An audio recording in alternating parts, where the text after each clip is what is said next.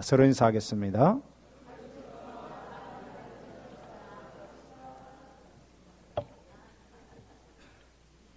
오늘은 성탄절 이브입니다. 이브가 뭔가 하와 이브 뭐 이런 말이 있잖아요. 그런 말이 아니고요. 미국 사람들은 오후 이제 해가 지고 할 무렵에 이브닝, 그렇게 이브닝, 그렇죠? 이브닝. 그래서 성탄절 이브 하면 성탄절이 시작되는 저녁입니다. 그런 뜻입니다. 그러니까 오늘 이제 오후부터는 이제 성탄절 이브를 맞이하게 되는데요. 성탄절은 우리 장로님 기도하신 대로 세상 사람들은 연휴다 그래가지고 해외여행 가고 또 어디 밖으로 가고 이런 데 시간을 많이 허비를 하고 있지만은 우리 그리스도인들에게는 그런 절기가 아닙니다. 그래서 이 성탄절은 구원의 기쁨의 절기이기도 하지만 십자가를 생각하게 하는 그런 절기라는 것을 꼭 기억하시고, 오늘은 이제 내일 성탄절이기 때문에 대강절 또 대림절의 마지막 날입니다. 우리 예수님이 오시는 것을 기다리는 그 절기를 대강절, 대림절 그렇게 말을 하는데요. 그때 대강절에 가장 많이 불리는 찬송이 있습니다. 그것이 백사장이에요. 백사장을 한번 펼쳐주시기 바랍니다. 백사장을 보시면은 우리 1절을 먼저 가사를 같이 한번 읽어보겠습니다. 오늘은 이 찬송 가사를 좀 설명하면서 본문 말씀을 같이 연결하려고 합니다. 우리 같이 한번 읽어볼까요? 104장 시작. 곧 오소서 임마누엘, 오 구하소서 이스라엘, 그 포로 생활 고달파 메시아 기다립니다. 기뻐하라 이스라엘, 곧 오시리 오 임마누엘. 아멘. 찬송가를 보는 법을 조금 알면 좋습니다. 104장 그 바로 밑에 보면 영어로 라틴 힘 찬송이라는 말이고요. 라틴 찬송 12세기 그리 적어놨습니다. 그러니까 이 찬송은 12세기에 불렸던 라틴 찬송입니다. 이게 이제 곡이고요. 그 다음에 오른쪽에 보시면은 오른쪽에는 뭐라고 적었느냐 하면 구주 강림 해놓고 영어로 베니 임마누엘 그렇게 해놨어요. 베니. 이 베니 하는 건 라틴 말이고요. 베니 하는 거는 come 그런 말, 오소서 임마누엘 그런 뜻입니다. 그리고 그 밑에 영어로 적어놓은 것은 작곡자에 대한 이야기입니다. 자, 그러니까 오늘 이제 우리 찬송에는 곧 오소서 임마누엘 이렇게 번역을 해 두었습니다. 1절을 우리 같이 읽었는데요. 여기에 보면 그 포로 생활 고달파 그런 말이 나옵니다. 이스라엘 백성들이 예수님이 오시는 그때는 로마 제국의 식민지였습니다. 좀 앞으로 넘어가면 바벨론의 포로 생활을 했고 또 그 앞으로 넘어가면 애굽의 종살이를 했습니다. 그러니까 이스라엘 역사 가운데 독립된 나라로 존재한 것은 그렇게 많지가 않아요. 우리가 아는 대로 가나안 땅에 들어가서 이제 사울과 또 이 다윗과 솔로몬과 여기까지는 통일 왕국으로 있었습니다. 그러나 솔로몬이 죽고 그 아들 르호보암 시대에 가면서 이스라엘이 남북으로 나뉘어 버립니다. 그래서 위에는 여로보암이 10지파를 다스리고 남쪽에 2지파를 르호보암이 다스리게 되는데, 그런데 이 사람들이 하나님을 전적으로 경배하지 않았습니다. 우상을 숭배했어요. 그래서 하나님께서 진노하셔서 강대국을 들어서 북이스라엘을 먼저 칩니다. 그래서 아시리아가 공격을 해서 주전 722년에 북쪽 이스라엘이 망해버립니다. 그리고 남쪽 유다 이제 2지파가 남게 되는데, 이게 약 150년 동안을 선지자들을 통해서 계속 보내면서 너희들이 만약에 죄를 짓고 하나님을 경외하지 않고 우상 숭배를 하면 저 북이스라엘처럼 망할 것이다 라고 계속 말씀을 했어요. 그래도 말씀을 듣지 않습니다. 예배도 드리고 우상도 섬기고 하나님 앞에 제사도 하고 악한 짓도 하고 이런 일을 너무너무 계속했습니다. 그러다가 결국에 이 남쪽 유다가 주전 586년에 완전히 망해버려요. 바벨론에서 망해버려요. 그래서 바벨론이 이제 이 남쪽 유다의 백성들을 이끌고 어디를 가냐면 바벨론으로 가는 거예요. 바벨론 포로가 70년이 계속됩니다. 이것이 그들의 포로 생활이었어요. 자, 이제 돌아왔지만은 여전히 이 이스라엘은 완전 독립국가로 유지하지를 못하고 헬라가 지나고 로마 시대까지 오면서 계속 속국으로 남아있게 됩니다.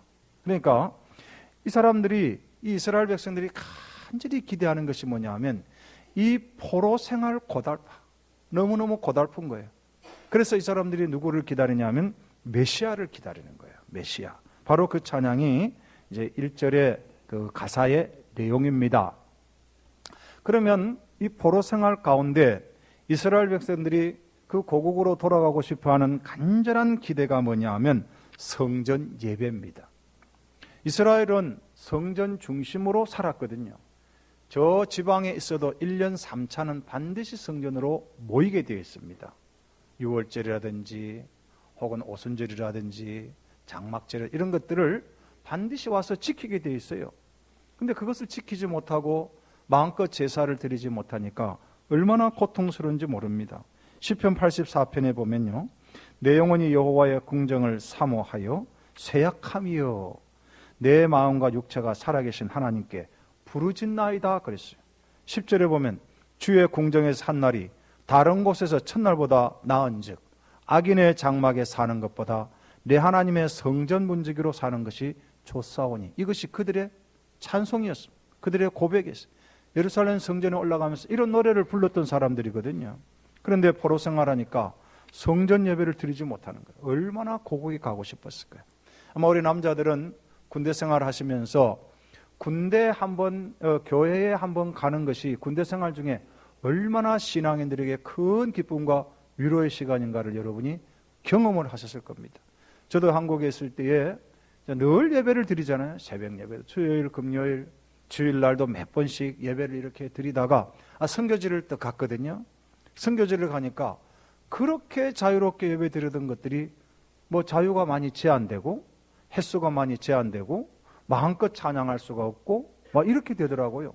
그래서 이렇게 우리가 자유롭게 하나님을 찬양하고 이 스피커를 그냥 뭐 데시벨을 올리고 마음껏 찬양할 수 있다는 이것이요, 떠나보면 알아요. 그래서 이 포로 생활하면서 그 생활이 너무너무 고달파서 메시아를 간절히 기다리는 겁니다. 자, 이 메시아라고 하는 말은 히브리 말이고요, 헬라 말로는 그리스도입니다. 그래서 우리는 예수 그리스도 할 때에 헬라 말을 따라서 우리가 부르는 것입니다. 그리고 이 메시아가 오면 모든 것이 다 회복될 것이라고 기대한 것입니다. 정치적으로도 경제적으로도 이 속국으로부터 자유하게 하실 분이 바로 그 메시아라, 그렇게 노래하는 것이 1절의 내용입니다. 그 다음에 2절 내용을 또 같이 한번 읽어보겠습니다. 2절 가사를 후렴 앞에까지만 한번 읽어보겠습니다. 시작. 곧 오소서 지혜의 주 온 만물 질서 주시고 참 진리의 길 보이사 갈 길을 인도하소서. 아멘. 여기에 보면 메시아는 지혜의 주님이십니다. 그렇게 고백합니다. 온 만물의 질서를 주시는 분이 메시아고, 참 진리의 길을 보여주시고 또 백성의 길을 갈 길을 인도해 주시는 분이 메시아라고 했습니다. 우리 예수님께서 제자들에게 길 잃은 양과 같은 이스라엘 백성들에게 대해서 말씀한 적이 있습니다. 그래서 예수님은 갈 길을 인도해 주셔요. 우리도 마찬가지죠. 우리가 참 진리를 깨닫지를 못하고 우상을 숭배했던 우리나라 민족이었습니다. 우리가 어렸을 때에 그 점하고 무당을 하고 지금도 뭐 그런 데가 많이 있지만은 그런 배경을 가진 사람들이 참 진리를 깨닫지를 못했던 우리들에게 예수님, 이 메시아가 오셔서 참 진리, 참 길을 인도해 주시옵소서. 그렇게 찬양하는 것입니다. 우리 3절도 또 후렴 앞에까지 한 번 더 읽어보겠습니다. 시작. 곧 오소서 소망의 주 마음 백성 한마음 이루어 시기와 분쟁 없애고 참 평화 채워 주소서. 아멘. 여기 보면 메시아는 소망의 주님이시다 고백합니다. 그리고 이 메시아가 오면 모든 백성들이 한 마음이 되게 해 주실 것입니다. 고백하고, 그리고 메시아가 오시는 곳에는 분쟁이 끝나고 또 마음의 평강이 찾아오게 된다 하는 말씀입니다. 우리가 예수님의 오심을 그래서 기다리는 거예요. 예수님이 오시는 것이 이렇게 좋은 일이 많기 때문에. 여러분 마음에 시기와 분쟁이 있지요. 저도 지난 시간들을 돌이켜보면 제 마음에 시기와 분쟁이 많이 있었어요. 그래서 보기 싫은 사람도 있고 미워하는 사람도 있고 좀 복수를 해버릴까 이런 마음도 있고 뭐 그런 마음이 사람들에게 다 있는 거예요.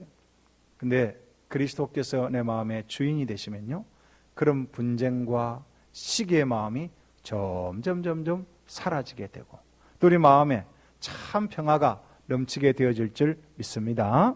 우리 이 땅에 특별히 우리 대한민국은 참 어려운 나라입니다. 어려운 나라. 시기와 분쟁이 많아요. 우리가 뉴스에 보면 아이고 정치하는 것들 만날 싸운다 그러지만 여러분 마음속 보면요 더 많아요. 그렇죠? 우리는 더 시기와 분쟁이 많다고요. 우리 이렇게 살아가고 있습니다. 근데 그리스도께서 오시면 그런 마음이 다 평안을 되찾고 하늘의 평강이 넘치게 되어질 것이다. 그래서 메시아를 우리가 기다리고 또 기다리는 것입니다. 우리가 이제 자유롭지 못하는 것이 많아요. 우리 삶을 살면서 포로 생활은 우리가 지금 육체적으로는 정치적으로는 어떤 포로 생활을 하지 않는 것 같지만요, 가만히 보면 우리는 욕심의 포로가 되어 있습니다. 탐심이 있어요. 나도 모르는 사이에 명예욕이 있습니다. 성욕이 있어요. 어떤 사람에게는 권력욕이 있어요. 절대로 내어놓지 못하죠. 그런 것들이 우리를 꽉 붙잡고 있습니다. 돈 욕심, 그거 뭐 돈 조금 손해 난다 하면 절대로 양보하지 못하죠. 이거 무섭습니다, 그거. 이렇게 살아가는 것이 우리다 이 말이에요. 사랑이 없어지고 무관심해지고 이기심으로 우리의 삶이 점점 그렇게 핍절해지는 것이 사실이 삭막해지는 세상입니다. 그런데 이것이 궁극적으로 뿌리에 딱 들어가면 뭐가 있냐면 죄 문제, 죄가 우리를 그렇게 만들어요. 그래서 원죄, 오리지널 신이라는 게 딱 있는데 이것이 나중에 열매로 드러나는 것이 뭐냐? 죄악이에요. 죄악. 그래서 영어에는 원죄를 말할 때는 영어의 대문자 sin으로 표현해요. 근데 죄악하는 것은 sin즈로 나타나는 거예요. 그러니까 우리가 이 뿌리를 가진 이 원죄 문제를 다 가지고 있으면요, 아무리 우리가 뭐 절제하고 비우고 뭐 해도요, 죄악이 계속 나와요. 그러면 이 원죄 문제를 해결하시는 분이 누구냐? 예수 그리스도라 말이에요. 예수 그리스도가 우리 마음에 딱 오시면 원죄 문제가 해결되기 때문에 우리가 때로는 물론 실수도 합니다. 그러나 근본적인 그 죄 문제는 주님께서 해결해 주시는 거예요. 이 세상의 질서가 점점 더 파괴되고 있습니다. 참 진리를 잃어버리고 살고 있지만요, 예수 그리스도 앞에 우리가 진심으로 나오게 되면 거기에는 질서가 되찾아져요. 여러분 가정의 질서도 우리 예수님 안에 있을 때 질서가 되찾아지는 거예요. 사랑관계도요, 예수님 안에 정말로 우리가 믿는 삶을 살게 되면요, 그것이 다 질서를 되찾게 되는 거예요. 우리 예수님이 말씀하셨습니다. 내가 곧 길이요 진리요 생명이라 그랬습니다. 한번 따라합시다. 내가 곧 길이요 진리요 생명이다. 우리 예수님은 그렇게 말씀을 하셨어요. 그래서 우리가 예수님 앞에 나가면 거기에는 참 길, 참 진리를 발견하게 되는 줄 믿으시기를 바랍니다. 전쟁의 소문이 점점 더 많아지고 있어요. 얼마나 이 핵 문제로 이 세상이 복잡한지 모릅니다. 북한의 이 핵이 점점 더 개발되고 있고, 인종 간의 갈등 참 무섭습니다. 인종 간의 갈등이요, 인종 청소라는 말 여러분 들어보시면 모르겠는데요, 히틀러가 2차 대전을 일으키면서 그 사람이 결국에 걸었던 공약이 뭡니까? 인종 청소. 인종 청소. 유대인을 내가 청소하겠다, 그렇게 했어요. 무서운 거예요. 이런 지금 갈등들이, 종교 간의 갈등도 많이 있어요. 그러나 우리가 예수 그리스도 안에 다 무릎 꿇고 함께 예수님을 예배하게 된다면 모든 분쟁과 모든 전쟁과 갈등이 다 종식되어 질 것이다, 그렇게 보는 거죠. 우리나라가 살 길은 예수 그리스도 안에 평화 통일밖에 없습니다. 정치하는 어떤 세력이 큰 나라의 힘을 입어서 어떤 식으로 통일한다 해도 거기에는 결코 참된 평화 통일이 일어날 수 없어요. 그래서 우리 믿는 사람들이 나라를 위해서 계속 기도할 때 무엇을 위해서 기도합니까? 그리스도 안에서, 복음 안에서 참된 평화 통일이 이 땅에 이루어지게 해 주시옵소서. 우리는 늘 기도하는 거예요. 하나님 기도하는 거예요. 오늘 성경 본문을 보시면은 우리 같이 한번 다시 성경 본문을 다시 한번 더 보겠습니다. 마태복음 1장입니다. 마태복음 1장 보시면은